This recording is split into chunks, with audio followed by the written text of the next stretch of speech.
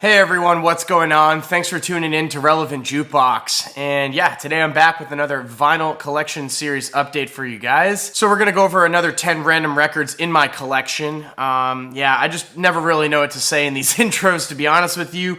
So we're just gonna hop right into the records over here. But before we do, if you are new to the channel and you like vinyl, you like music reviews and content like that, make sure to hit that subscribe button. Also hit the like button. It makes the videos go a little bit further so more people see it.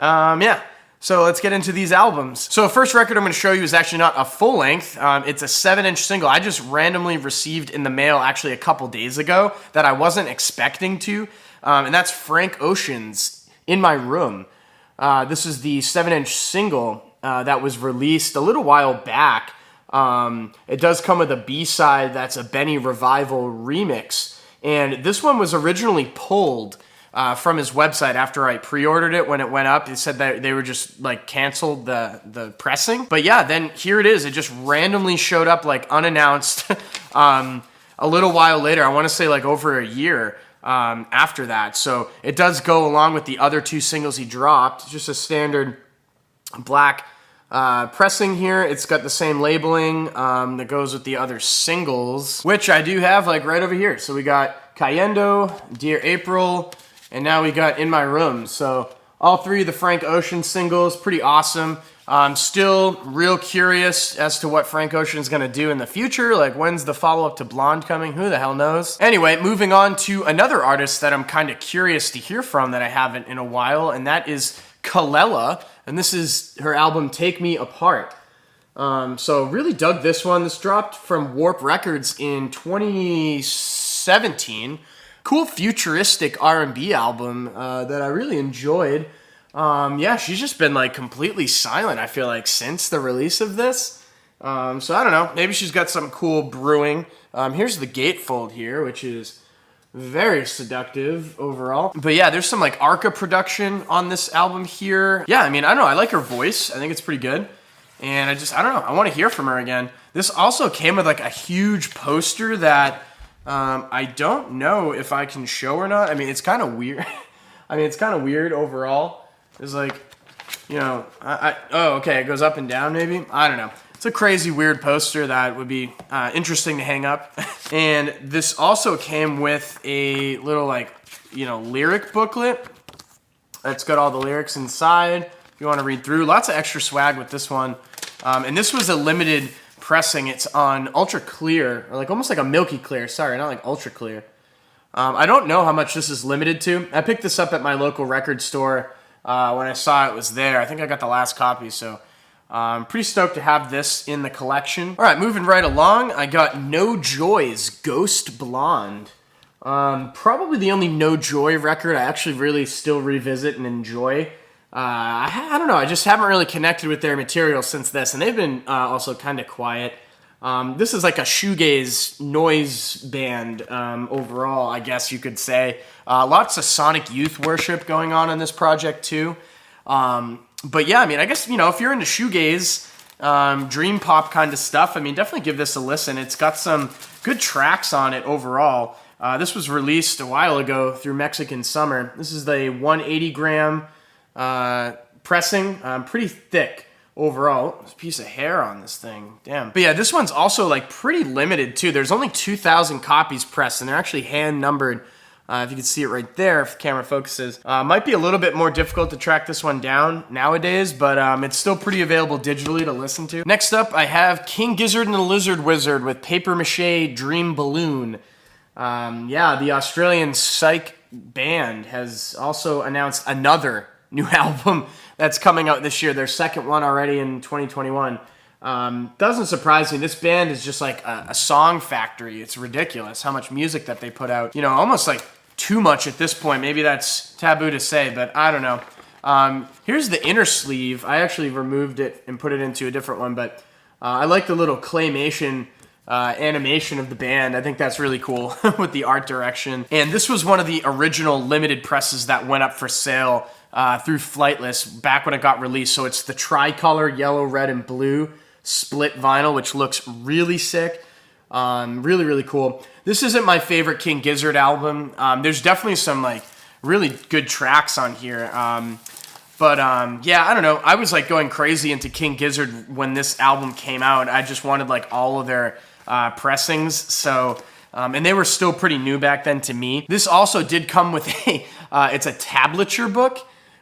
So it does have the entire album here with guitar tabs for you. So you could play it if you play guitar and you read tabs. So that's kind of cool. I mean, just an interesting thing that they threw in with this one. Next up is a 12-inch single of West End Girls by Pet Shop Boys. Classic track. Absolutely love this song. I found this at a thrift store for $1. So I was like, you know what? Why not pick that up? I mean, it's got a extended dance version of it on here, so I'm like, yeah, I'll take that all day. Nothing too special about the record itself. This is just a EMI America pressing here. And there's also, actually, I noticed there's a dub version on here too that's 9.5 minutes long, which is crazy. Haven't listened to the dub version. I've only played the extended mix, but yeah, I mean, just an awesome song, you know, one to have in the collection. Next up here, I have Ratking's So It Goes. Here's a group that sadly disbanded. I thought they had a lot of potential, especially after listening to this release here. Almost like shoegaze trap, you know, like sound collage-y kind of noise-inspired stuff too. Lots going on here. The music production on here is as dense as the cover image is, which is, I believe, of Brooklyn, where they're from. And this did come with a poster. Yeah, that's part of New York City there. And it's got all the lyrics on the back. And it is a double LP, standard black. I saw these guys open up for Trash Talk at the Sinclair in Boston, which was awesome. I mean, there were just as many, if not more, people moshing and going crazy for their set than there were for Trash Talk's set. It was just like such a cool experience. Okay, moving right along, I have Modest Mouse, Good News for People Who Love Bad News. The record that started it all for me in my Modest Mouse musicalings back when I was younger. So this was the first one that I really heard. I mean, Float On was the track that was like everywhere. It was like on commercials and stuff. It was like you couldn't escape that song when it came out. Here's the inner sleeve. And yeah, I mean, it just kind of started me off down that Modest Mouse path. I mean, I'm still a pretty big fan of the band overall. Here's the other inner sleeve here. So, you know, they've just been quiet recently. I don't know. And this was a limited Newberry Comics exclusive, so it's on translucent green, which looks awesome. Has the pink labeling too, which I love. Really, really nice presentation overall for the classic Modest Mouse album over here. And it's a double LP, which is the exact same color, so I won't bother showing you the rest of that. Next up is Person Pitch by Panda Bear of Animal Collective fame.